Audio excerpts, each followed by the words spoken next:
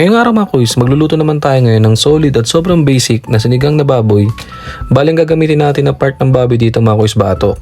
Yan, para solid, mas mataba kasi sa sinigang mga kuys, mas masarap.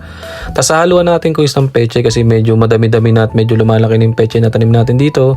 Kaya naisipan ko rin maglagay ng peche dito sa sinigang. Okay din yun mga kuys, wala namang problema kahit nilagay natin gulay sa sinigang. Basta trip natin, ilagay natin mga kuys. Tapos nung kumulo na yung tubig, nilagay na natin dyan yung batok ng baboy. Naglagay rin tayo ng gabi, sibuyas at kamatis.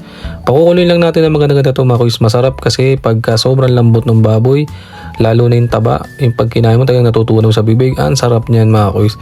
Tapos ito, hugasan lang natin itong labanos, okra, sitaw at siling panigang mga kuys. Tapos susunod na rin natin hugasan dito yung peche at kangkong. Pagsasabay na natin yan kasi dahon lang naman yan mga kuys. Mabilis lang, maluluto yan.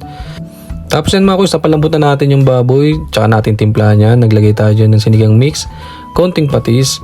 Tapos isusunod na rin natin dyan yung mga gulay natin yan. Sa sinigang talaga mga kuys, gustong gusto talaga namin sobrang asim.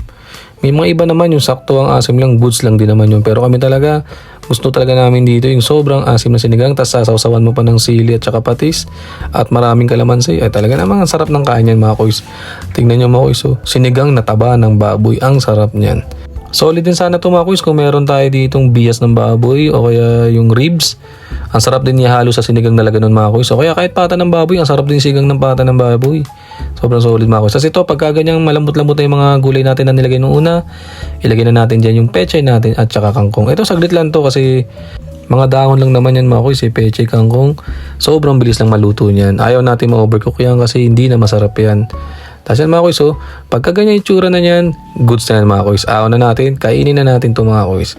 Yan mga kuys, nakaluto na naman tayo ng sobrang simpleng sinigang na baboy. Salamat mga kuys, kain.